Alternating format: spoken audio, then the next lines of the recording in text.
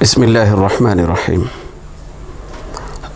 الحمد للہ رب العالمین والصلاة والسلام علی سیدنا وسید الانبیاء والمرسلین وعلی آلہ الطیبین الطاہرین واصحابہ الراشدین المہدیین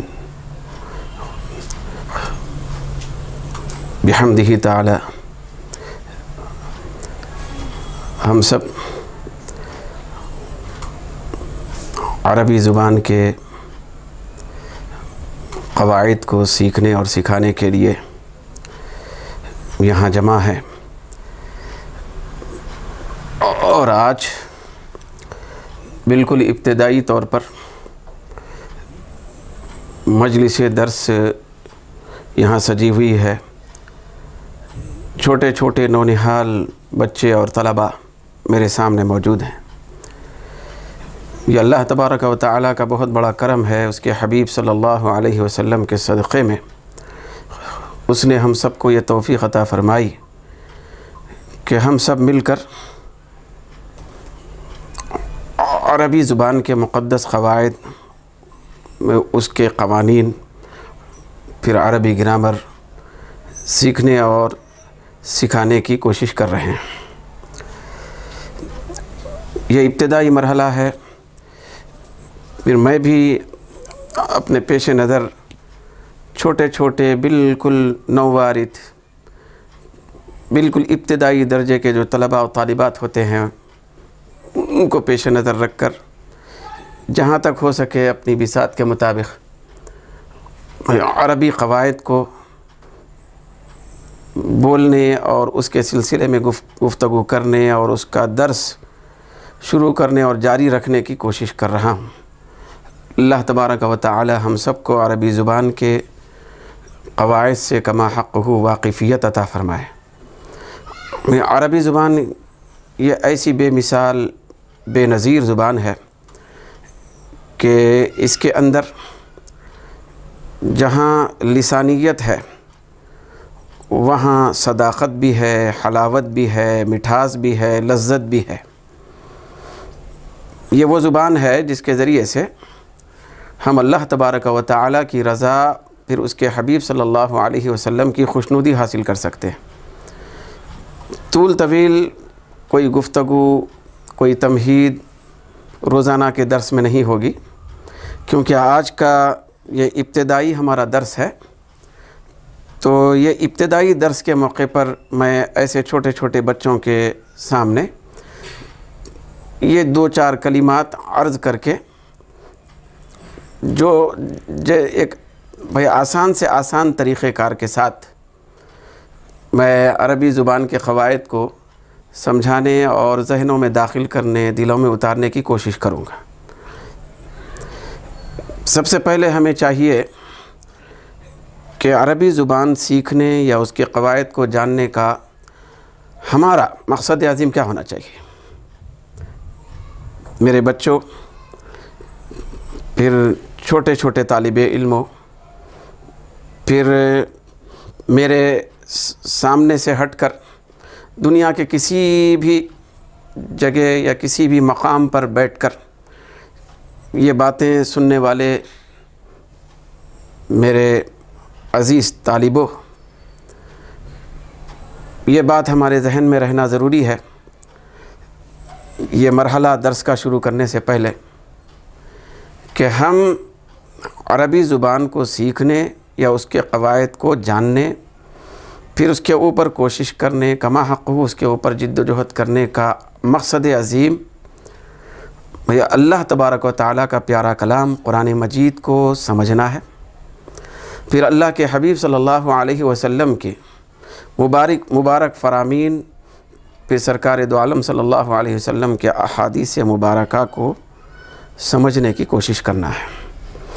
یہ جو اسلام کی تعلیمات ہیں، قرآن و حدیث کی جو تشریحات ہیں، اس کے جو بھی تفصیلات ہیں، وہ اول درجے میں زیادہ سے زیادہ مواد کے طور پر عربی زبان میں موجود ہیں۔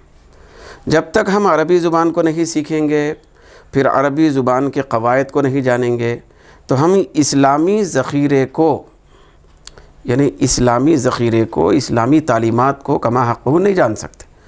جب ہم اللہ تبارک و تعالیٰ کے پیارے کلام قرآن مجید کو سمجھنے سے قاصر رہیں معاذ اللہ، پھر اللہ کے حبیب صلی اللہ علیہ وسلم کے احادیث مبارکہ کو جاننے سے قاصر رہیں، تو پھر ہم کس درجے کے مسلمان ہیں؟ ہمارے دلوں کے اندر اسلام کی روشنی کما حق ہو داخل ہونے کے لیے پھر ہم کو اسلام کے اندر رہ کر، پھر اسلام کے سائے میں زندگی گزار کر ایک اچھی صاف ستھری پیاری لذت والی حلاوت والی زندگی گزارنا چاہتے ہیں ہم، تو ہم کو چاہیے کہ عربی زبان کو سیکھیں، قرآن کو سمجھیں، پھر احادیث مبارکہ کو سمجھنے کی کوشش کریں۔ یہ اسلامی تعلیمات کو جب ہم کما حق سمجھیں گے، قرآن و حدیث کی تعلیمات کو سمجھیں گے، تو انشاءاللہ تبارک و تعالی ہمارے دل کے اندر، ہماری روح کے اندر خوشگواری پیدا ہوگی۔ تو اسلامی تعلیم سے واقفیت حاصل کرنے کے لیے، چونکہ ہم پیدائشی طور پہ عربی زبان سے تعلق رکھنے والے نہیں ہیں، ہمارے اپنے گھروں کا ماحول، ہمارے جو ماحول ہے آس پاس کے، یہ عربی زبان سے تعلق رکھنے والے نہیں ہیں۔ ہمارا گھرانہ، ہمارا خاندان، بھئی ہمارا ملک، یہ عربی زبان سے تعلق رکھنے والا نہیں ہے۔ بنیادی طور پر ہم کو عربی زبان سیکھنا پڑتا ہے۔ بھئی ہم عجمی ہیں، تو عجمی ہیں مگر عربی سیکھنا اس لیے ہے کہ اللہ کا کلام قرآن مجید عربی میں ہے، احادیث مبارکہ عربی میں ہے، پھر قرآن و حدیث کے جتنے تفصیلات، تفسیرات، جتنے تشریحات ہیں، جتنے اس کے بارے میں توضیحات ہیں، وہ سب عربی میں پائے جاتے ہیں۔ ہزاروں لاکھوں کتابیں عربی میں ہیں۔ تو جب تک ہم عربی قواعد کو نہیں جانیں گے تو ہم قرآن و حدیث کا فہم حاصل نہیں کر سکتے۔ تو لہذا اس سلسلے میں بنیادی طور پر، پھر آسان طور پر، پھر عام فہم طور پر ہم کو قواعد عربیہ سے واقفیت حاصل کرنا ضروری ہونے کی وجہ سے اس کلاس کا آغاز کیا جا رہا ہے۔ اللہ تبارک و تعالی ہماری اس جماعت میں اور اس نیک مقصد میں ہم سب کو کامیابی عطا فرمائے۔ سب سے پہلے حاضرین، سامعین و ناظرین، معزز طالبوں، پھر علم کا شغف رکھنے والے طالب علموں، میں بالکل ابتدا سے میں آپ تمام کے سامنے کچھ عربی قواعد کے بنیادی اصول رکھنا چاہتا ہوں۔ مختصر وقت میں آسان کر کے میں عربی زبان کے قواعد میں آپ کے سامنے رکھتا جاؤں گا، پھر آپ اس کو سن کر اپنے دل و دماغ میں اتاریں، پھر اس کے اوپر کما حق ہو محنت کرنے کی کوشش کریں۔ دوستو، یہ بات ہم کو بنیادی طور پہ یاد رکھنا ضروری ہے کہ عربی جو زبان ہے، تو عربی زبان کے قواعد دو حصوں پر مشتمل ہیں۔ دو عربی زبان کے قواعد یعنی عربی گرامر دو حصوں پر مشتمل ہے۔ اس کے دو حصے ہیں، دو کڑیاں ہیں۔ تو عربی گرامر کے ایک حصے کا نام ہے علم صرف، دوسرے حصے کا نام ہے علم نحو۔ جب یہ دونوں علم مل جاتے ہیں، مکمل عربی قواعد بن جاتے ہیں۔ بچوں، یہ بات ہم اپنے اچھے طریقے سے ذہن میں رکھنا ضروری ہے کہ جب تک ہم یہ دو حصوں پر کما حق ہو عبور حاصل نہیں کریں گے، اس وقت تک ہم قرآن اور حدیث کو سمجھنے والے نہیں بن سکتے۔ تو عربی گرامر کے دو حصے ہیں۔ عربی گرامر دو حصوں میں پایا جاتا ہے، دو حصوں میں اس کو تقسیم کیا گیا ہے آسانی کے لیے۔ تو ایک حصے کا نام علم صرف ہے، دوسرے حصے کا نام علم نحو ہے۔ یہ بہت بڑی اہم ترین چیزیں ہیں۔ عربی گرامر کو سیکھنے کے لیے، سکھانے کے لیے علم صرف سے وابستگی رکھنا بھی ضروری ہے، اس میں کمال پیدا کرنا ضروری ہے۔ پھر علم نحو سے بھی وابستگی رکھنا، اس میں کمال پیدا کرنا ضروری ہے۔ میں انشاءاللہ تبارک و تعالی حتی المقدور جیسے جیسے ہماری یہ کلاس آگے بڑھے گی، جیسے جیسے دن گزریں گے، تو میں کوشش یہ کرتا رہوں گا کہ علم صرف اور علم نحو دو بھی حتی المقدور ایک ساتھ چلتے رہیں۔ جہاں خاص علم صرف کی مشق کرانے کی بات ہے، علم صرف کے سلسلے میں کچھ درس کی بات ہے، کچھ سمجھانے اور سمجھنے کی بات ہے، تو ہو سکتا ہے کہ علم صرف پر کچھ ہفتے گزر جائیں، پھر علم نحو کے کچھ اس کے امتیازی قواعد ہیں، اس کے الگ سے قواعد ہیں، تو اس کو سمجھنے اور سمجھانے کے لیے کچھ دن لگ جائیں خاص طور پر، یہ ہو سکتا ہے، لیکن کوشش یہ کی جائے گی کہ علم صرف بھی اور علم نحو دونوں بھی ایک ساتھ چلیں حتی المقدور۔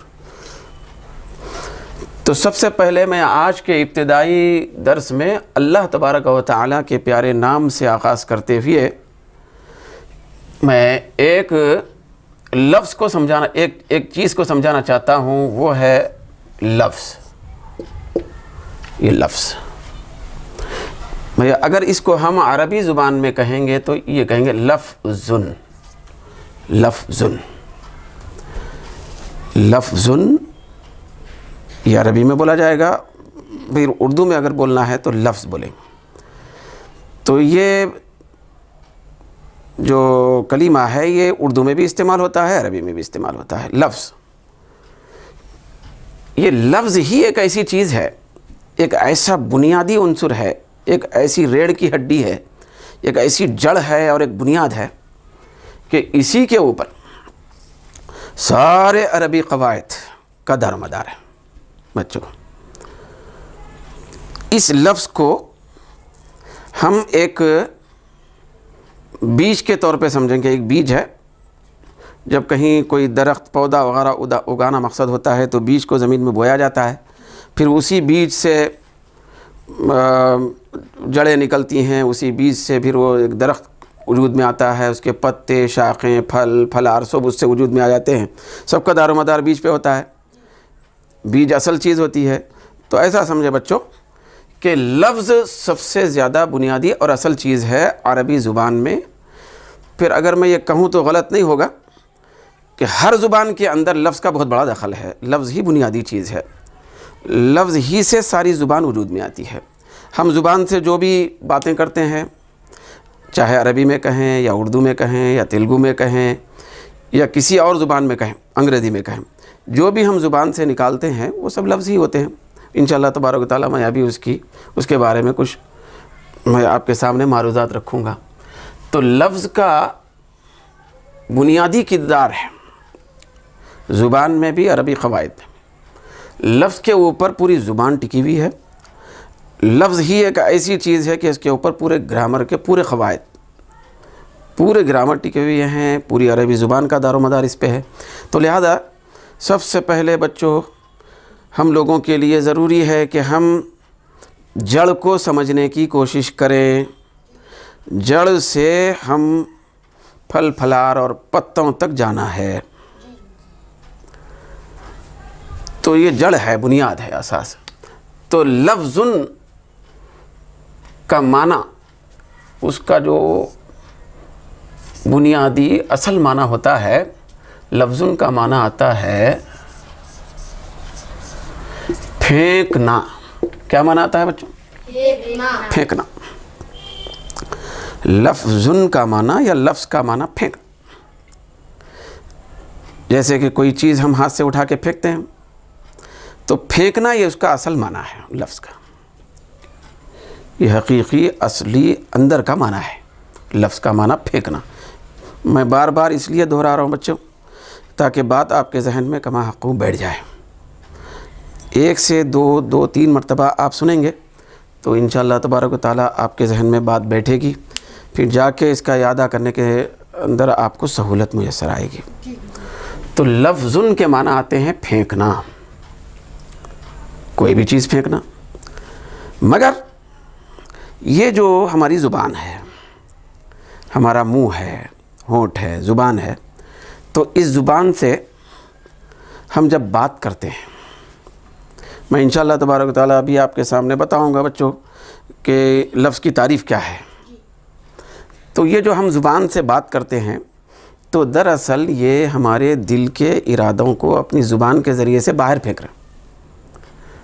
تو سامنے والے کو ہمارے دل کے کیفیات اور ارادوں کا پتہ چل جاتا ہے۔ تو ایک اعتبار سے یہ جو باتیں ہیں، بولیاں ہیں، یہ باہر پھینکے جا رہے ہیں زبان سے، منہ سے۔ تو اس لیے ان منہ سے کی جانے والی باتوں کو لفظ بولا گیا ہے۔ لفظ پھینکنے کے معنی والا جو لفظ تھا، جو کلمہ تھا، وہ بات کے لیے مقرر کس لیے کیا گیا؟ انسان کی زبان سے نکلنے والی باتوں کو لفظ کیوں بولا گیا؟ کیونکہ یہ دل کے ارادوں کو زبان کے ذریعے سے باہر پھینکنا ہے، تو اس لیے یہ لفظ ہے۔ تو یہ تو اس کے اصل کے بنیادی معنی ہے۔ لیکن بچوں بھائی آگے بڑھتے ہوئے بہت ساری چیزوں کو ہم اپنے ذہن میں اتارنا ضروری ہے۔ یہ ہے لفظ کے بنیادی معنی، لیکن ایک ہوتی ہے لفظ کی تعریف۔ یہ میں لفظ کا تذکرہ اس لیے چھیڑا، لفظ کی بات اس لیے میں سب سے پہلے کر رہا ہوں کیونکہ اسی کے اوپر علم صرف ہے، اسی کے اوپر علم نحو ٹکا ہوا ہے۔ لفظ نہ ہو تو کوئی بھی علم نہیں، لفظ سب سے اہم ترین چیز ہے۔ تو لہذا یہ تو ہو گئے اس کے اندر کے بنیادی معنی لفظ کے، پھینکنا ہے۔ کس لیے اس کو لفظ بولا گیا وہ بھی آپ کے سامنے بتایا گیا، معلوم ہوا نا؟ تو اب اس کی تعریف ہے، باضابطہ تعریف۔ ہر فیلڈ کے لوگوں کے کچھ ایسے مقرر کیے ہوئے باتیں ہوتی ہیں، مقرر کر دیتے ہیں ان کو۔ تو اسی طریقے سے یہ جو اہل لغت ہیں، اہل زبان ہیں، تو یہ جو علم نحو ہے، علم صرف ہے، اس کے بڑے بڑے ماہرین، پھر اس کے بڑے بڑے جانکاری رکھنے والے، اس کے بانیان، اس علم کو باضابطہ وجود میں لانے والے، ترتیب دینے والے، وہ لوگ جو ہے اس کا تعارف کرانے کے لیے لفظ کس کو بولتے ہیں، اس کا باضابطہ تعارف کرائے، چھن کے بعد ہمارے سامنے آ جائے، بچوں کے سامنے آ جائے، پڑھنے والوں کے سامنے آ جائے کہ لفظ کس کو کہتے ہیں۔ تو باضابطہ اس کی ایک شکل دیتے ہوئے، کچھ الفاظ کو جوڑتے ہوئے اس کی تعریف کی ہے۔ تعریف کا مطلب پہچان کرانا۔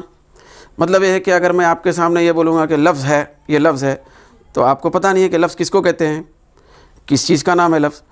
تو اب اس کی پہچان کرانا ہے نا، لفظ کس کو کہتے ہیں، تو وہ پہچان کرانے کا نام تعریف ہے۔ ہم کو بنیادی طور پہ کیا معلوم کرنا ضروری ہے؟ تعریف کا مطلب پہچان کرانا۔ تو لفظ کی تعریف کا مطلب ہوتا ہے لفظ جس کو کہتے ہیں اس کی پہچان کرائی جا رہی ہے۔ تو کس کو کہتے ہیں؟ دیکھیے یہ تعریف اچھے طریقے سے ذہن میں رکھنا ضروری ہے۔ تعریف ایک ایسی چیز ہوتی ہے جو مقرر کی ہوئی تعریف ہوتی ہے۔ ہر فیلڈ کے لوگ، ہر شعبے کے لوگ تعریف کرتے ہیں، پہچان کراتے ہیں، کچھ الفاظ کو ترتیب دے کر، لفظوں کو جوڑ کر۔ وہ بہت اہم ترین چیز ہوتی ہے۔ تعریف کو ہم رٹ کے جیسی تعریف کی گئی ہے ویسے ہی یاد رکھنا ضروری ہوتا ہے۔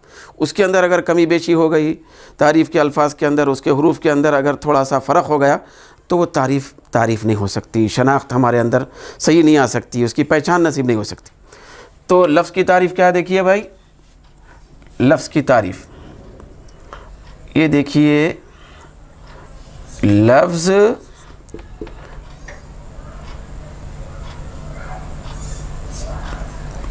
بلکہ رجسٹر لکھیے ہو بیٹا،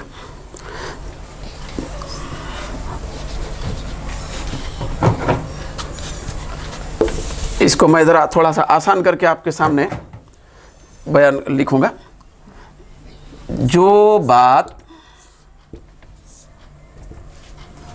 جو بات انسان کی زبان سے نکلے اس کو لفظ کہتے ہیں۔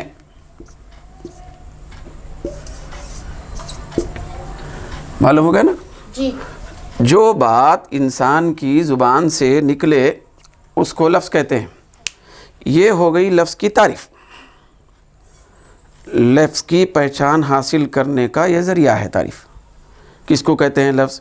جو بھی بات، جو بولی بات انسان کی زبان سے نکلتی ہے اور ادا ہوتی ہے اس کو لفظ کہتے ہیں۔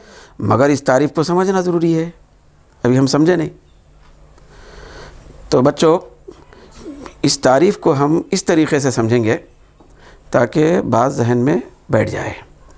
کمال یہ نہیں ہے کہ ہم کلاس میں بیٹھنے کے بعد جو ہے نا کسی چیز کو سننے کے بعد اس کے اوپر ہم تبصرہ بھی کریں، بولے، لیکن سمجھے نہیں۔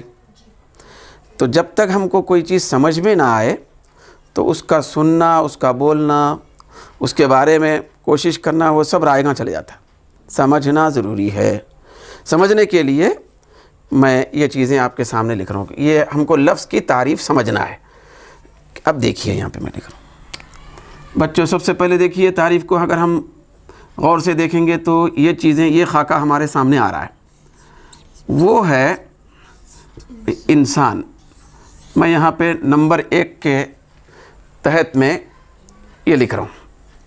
سب سے پہلی چیز جو اس سے اب ہم کو بات اخذ ہو رہی ہے، سمجھ میں آ رہی ہے، وہ ہے کہ انسان ہونا۔ دوسری چیز، لفظ کب بنتا ہے؟ دوسری چیز ہے زبان ہونا۔ تیسری چیز وہ ہے بات ہونا۔ چوتھی چیز وہ ہے بات نکلنا۔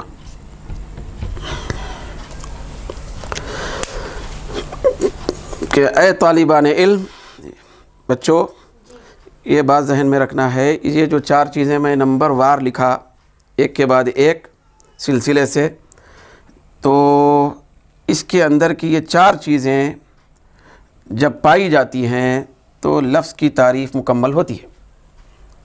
لفظ ہوتا، لفظ سمجھ میں آتا۔ تو لفظ بننے کے لیے سب سے پہلی شرط، سب سے پہلی چیز یہ ہے کہ بھائی انسان ہونا ضروری ہے۔ بچوں اگر میں آپ سے پوچھوں کہ دیکھو بھائی یہ جو بات کرتے نا، بات کرتے ہم، انسان بات کرتا ہے ایک دوسرے سے، تو کیا بات صرف انسان کرتا ہے یا جانور بھی بات کرتے ہیں؟ تو دیکھو آپ ذہن میں رکھیں، یہ سوچیں بھائی بات کرنے میں صرف انسان ہی نہیں ہے، بھائی انسان سے ہٹ کے دوسرے جو جانور ہیں وہ بھی بات کرتے ہیں، جانور بھی بات کرتے ہیں۔ اچھا ایک بات بتاؤ بچوں، یہ جو زبان ہے، بولنے کی زبان، یہ صرف انسان کے پاس ہے یا جانوروں کے پاس بھی ہے؟ جانوروں کے پاس بھی۔ تو جانوروں کے پاس بات بھی ہے، جانوروں کے پاس زبان بھی ہے۔ زبان سے وہ لوگ بھی بات کرتے، زبان سے وہ لوگ بھی بات کرتے۔ بھائی ایسا نہیں ہے، بعض وقت بعض بچوں کے ذہنوں میں آتا نہیں بھائی بات تو صرف انسان کرتے ہیں، جانور نہیں کرتے۔ جانور کہاں سے بات کرتے؟ تو دیکھو جانور جو بات کرتے ہیں وہ انسان کو سمجھ میں آنا نہ آنا الگ بات ہے، لیکن ان کے اندر بات ہے، وہ لوگ بات کرتے ہیں۔ بھائی ایک جانور جب پکارتا ہے تو کئی جانور جمع ہو جاتے ہیں، وہ اپنی بھاشا اور بات میں وہ سب کو بلاتا ہے، تبھی تو جمع ہوتے ہیں۔ تو جانور بھی بات کرتے ہیں، جانور بھی بات کرتے ہیں۔ تو یہاں یہ بتایا جا رہا ہے آپ کو کہ لفظ کس کو بولیں، لفظ حقیقت میں کب بنتا ہے، لفظ کس کو کہا جائے، کس کو نہ کہا جائے۔ جب تک بھائی انسان نہ ہو لفظ نہیں بنتا۔ مطلب اگر کوئی جانور بات کر رہا ہے زبان سے تو اس کو لفظ نہیں بولیں گے، بھائی اس کو بات بولیں گے، اس کی بولی بولیں گے، لیکن لفظ نہیں بولیں گے۔ لفظ بولنے کے لیے کیا ضروری ہے؟ بھائی انسان ہونا ضروری ہے۔ انسان بولے گا تو لفظ بنے گا۔ تو پہلی چیز، پہلا مرحلہ وہ ہے انسان کا ہونا۔ پھر انسان بھی بھائی اپنے معافی ضمیر کو، اپنے دل کے ارادوں کو لوگوں کے سامنے بیان کرنے کے لیے، لوگوں کے سامنے ظاہر کرنے کے لیے کئی طریقے، کئی روپ اختیار کرتا ہے۔ جیسے مثال کے طور پہ کلاس کے اندر ایک بچہ اٹھ کے کہہ رہا ہے کہ اس طرح بتاتا ہے یا ایسا کہتا ہے، تو لوگ سمجھ جاتے ہیں کہ یہ پانی پینے کا ارادہ ظاہر کر رہا ہے، تو دل کی بات تو ظاہر ہو رہی، لیکن انسان بھی ہے، دل کی کیفیت اور دل کی بات تو ظاہر ہو رہی ہے، دل کا ارادہ ظاہر ہو رہا، مگر زبان سے نہیں ہو رہا۔ کس سے نہیں ہو رہا؟ زبان سے۔ بھائی انسان ہے مگر زبان کے ذریعے سے وہ بات ظاہر نہیں ہو رہی، تو لفظ بننے کے لیے کیا ضروری ہے؟